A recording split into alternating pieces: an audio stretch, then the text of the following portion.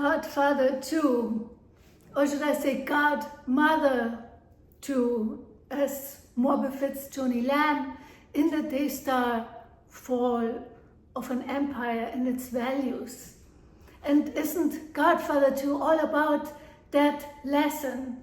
After all, the movie Godfather II isn't just about an empire, a crime empire, and not that Daystar is a crime empire, maybe saying that.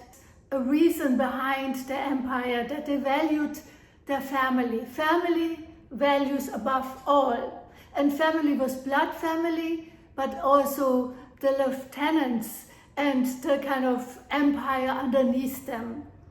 But we see a lesson straight off the Bible in this epic American drama of Godfather II that applies to Daystar. And that is, if you compromise values, even with an apparent reason to be aiding a higher value, such as it's in the interest of the family, it's in the interest of the empire, ultimately you lose yourself, you lose your values, and you lose your empire and your family. Because in Godfather II, at the end, the very family values that were held by Don Corleone or Donna, Joni, have been betrayed, and there's nothing left, just a crime. And isn't that exactly what the Bible tells us? That's a searing of our conscience, and certainly not just Daystar. We all have to be cognizant and careful of that. But let's delve deeper into Lara Lynn Tyler Thompson's interview with Janet Hawkins, where some of these betrayals of value of family come to the fore. Some of these betrayals of the very values they stood for at Daystar are becoming evident in the interview with Janet Hawkins done by Lara Lynn Thompson. And one of them is Janet speaks of Jonathan when they were young teenagers or young adults. Jonathan had a job because the father, Marcus, wanted him to learn all aspects of the empire, which is a good thing. So you can empathize rather than just coming in on the top and trying to dictate to everyone. And Janet recounts how Jonathan came in and dropped off a paper, and people said, "You know who it is?" And she said, "Oh yeah, he works in the marketing department." She thought it's like an intern, because he never made himself big or threw around his weight as the son of the heir of the son of Joni and Marcus Lamb. And so they told her, "Oh, that's the future heir." And Janet was surprised and pleased by his demeanor that showed he doesn't think of himself above everyone else. Jonathan was in a work program that his father was doing. He wanted him to know the different areas of the network. He was working in the graphics department when I was there, but he would come drop off things in my office. And I was in a meeting one time, the door was open, and he peeks in and drops something in my inbox.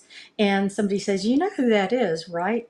And I said, "Yeah, that's Jonathan. He works in the graphics department." And they said, "No, that's Jonathan Lamb. That's Marcus and Joni's only son who will take this place over one day." And I just thought that was so telling of his character, that he was such, and still is, such a humble spirit. And I had no clue. Had somebody not told me, I would not have known who he was. He didn't go around telling people who he was or what he did. Again, the servant leader, the servant ruler that Jonathan Lamb has shown throughout and consistently.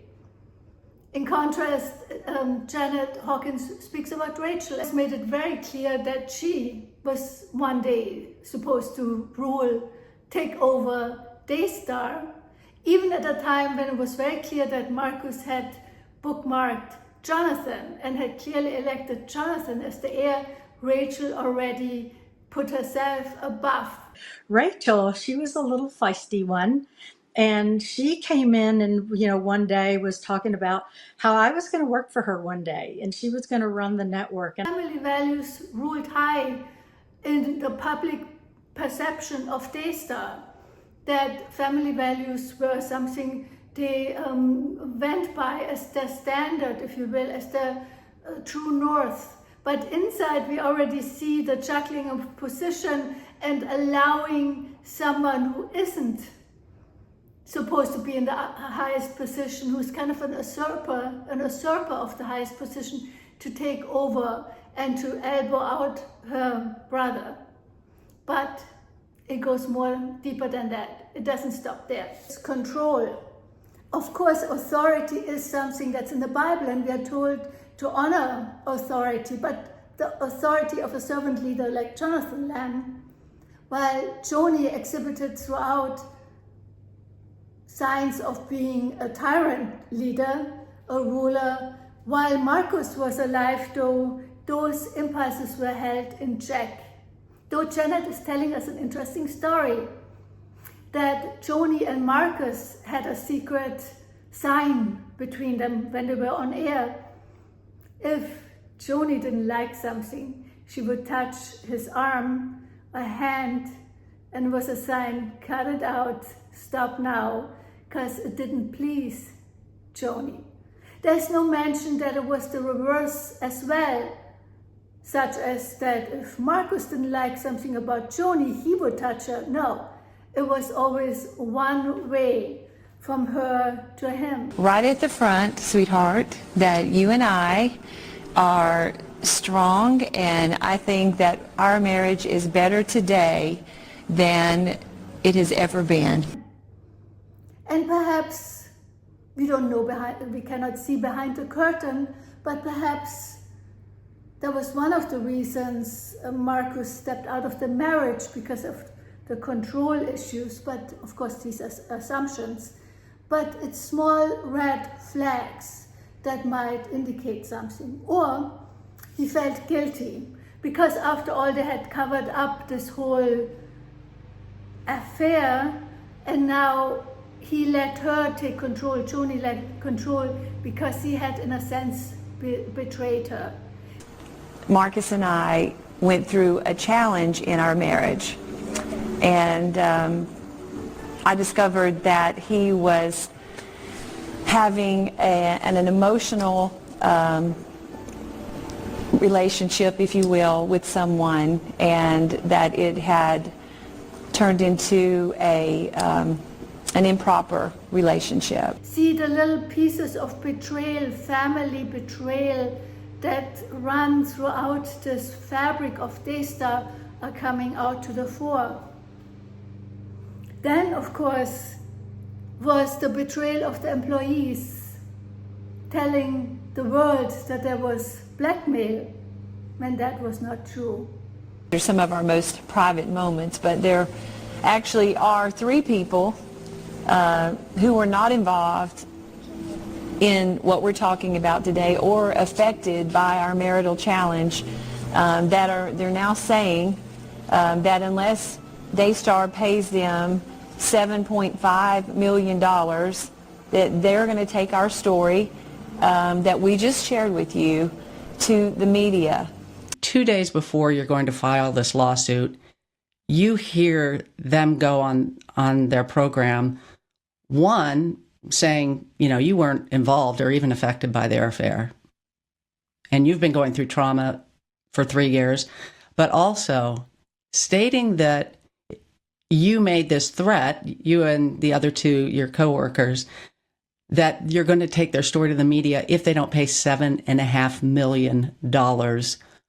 You see, these 3 people that Joni shared with you, they're trying to take our pain and turn it to their gain. But ladies and gentlemen, we're not going to take God's money and pay to keep from being humiliated, I guess, or exposed, or exploited, whatever you want to call it. That this is going to happen, yeah. It really caught us by surprise. It was devastating, of course, to have something like that said, especially when it was not true. Our attorney was a prestigious attorney with a stellar reputation. Had something like that happen, I'm pretty sure his law license would have been affected. It's a federal offense, and I'm If that were true, I would be in jail behind bars. So the betrayal again of family values, and the family values of the empire included the family, but also the people working in the empire. And once you take out pieces of your building, of the tower of your empire, even if you take out pieces below instead of on top, the whole thing crumbles sooner or later. But hang on, it doesn't just stop at Joni's control over family. It ricochets out, it bleeds out into the entire empire, such as Tom Arnold. Seeing how Janet Hawkins says Tom Arnold was liked. He was a good guy, and she herself was stunned at his behavior, as we have seen in the recording where he bullies. And you were in, Arnold Torres, for instance. He worked there at the same time. What was it like working around Arnold? Arnold was a nice guy. Everybody loved Arnold. He was seen as somebody genuine. Now, he could have been the one person having honest conversations with Marcus and Joni behind the scenes, although he is a yes man. He is one of those, he would have made a great politician.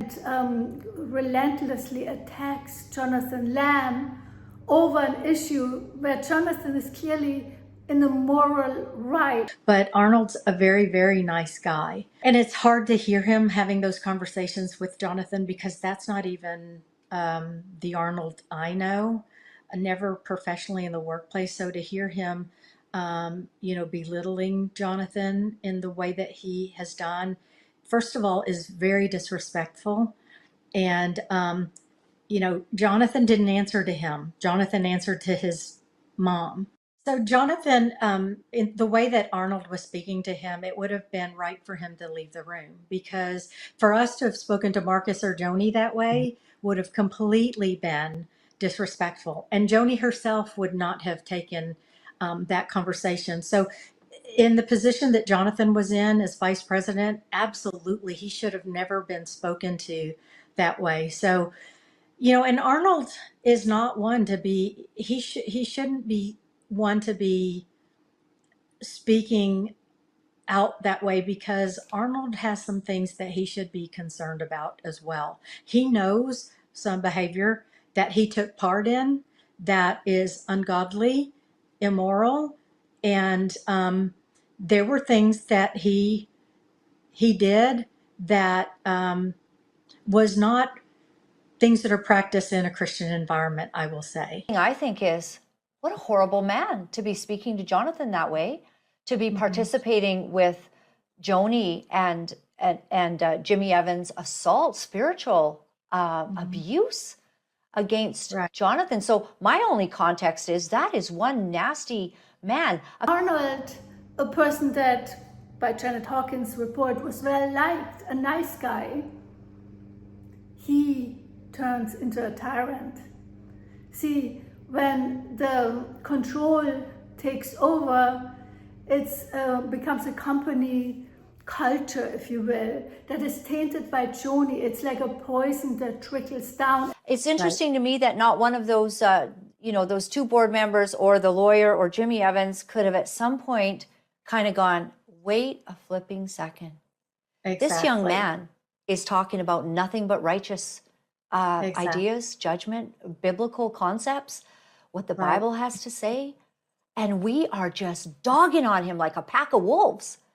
Right. And Arnold Torres did nothing to stand up to what was evil in this situation. So, and there are some that will not stand for it and may be smeared, such as being accused of blackmail when they no longer play that game. But others, even though they have good character by all reports, also compromise, also become part of the empire of poison and betrayal, if you will, by allowing themselves to be played by, in this case, Joni, the godmother of Daystar. And he turned into her tool, if you will. He turned into her lieutenant who carries out the dirty work for her very much as we've seen in Godfather. From one conversation Jonathan had with his mother, and that was that he wasn't comfortable. He and Susie were not comfortable going on air, reading, things that they felt were not true or that went against their beliefs, biblical beliefs. Let's take it one step further. See, in an empire that increasingly compromises its value, increasingly dances with the devil, you cannot dance with the devil and win. It catches up with yourself. What is very telling is that now Joni thought she had everything. She is the head of the empire, pushed out Jonathan or any naysayers of her less than acceptable by some standards marriage to Dark Wise and the rather peculiar way he has divorced his first wife and then hurriedly married Joni Lamb, while we've seen footage when Joni Lamb was all enamored with Dark Wise, even when Marcus was still alive and Dark Wise most certainly was still married. When you look at video, when numerous people have remarked this, so Marcus and Joni are sitting there interviewing Doug, there is a look in Joni's face, like she is just... But she seems to have won. The empire is hers. She is the godmother of Daystar. And now the control crumbles. Not only did her son Jonathan not go along, some employees didn't go along, and the truth is trickling out, but worse. What she thought is her prized possession, her marriage to Dark Wise. And of course they are supposed to show a united front. He increasingly becomes an embarrassment to her. His bloat that seems to indicate potential drug abuse, his slurred speech that indicates as well that he may not be in full command of his faculties, perhaps due to drug abuse, and his increasingly embarrassing blunders where he speaks out of line, says more than he should, and now we see it again, the hand on not Marcus's arm this time, but on Doug's arm. The thing you're talking about, this little hand grab right here. Like, Yes. okay, you've said enough. Exactly. And I'm going to step in. I mean, there's times, I think it's that specific show. It's a clip from your show a couple of days ago where the look on her face says it all. I mean, she looks disgusted by what he's saying. So, trying to forbid him to speak, to stop. It no longer pleases Joni Lamb. See, these small gestures are so telling that ultimately she got everything she wanted, even though it meant betrayal of all the values she stood for and that Daystar stood for. But it's a human drama aside from the crumbling of an empire.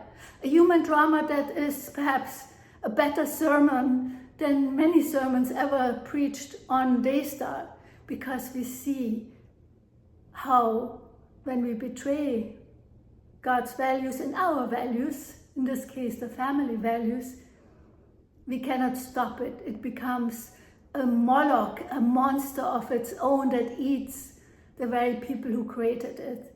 And now that prized marriage with Dark is increasingly something Joni cannot control, but wants to control. And perhaps behind the scenes she still controls Dark, even though on Daystar she increasingly has to show her control over him, to holding him back, not letting him be who he wants to be by touching him, and that's the sign, cut it out. But for all of us to see that her empire, her values have spun out of control, and no matter how much she tries to rein back control, we've all seen it. And just like the movie Godfather II, there might be a triumph of power at the end, but it's a hollow, a vapid, an empty triumph that shows the loss of moral values, even when power is still in the hands of the boss, of the ruler, but the corruption cracks open everywhere for everyone to see. Talk to you soon.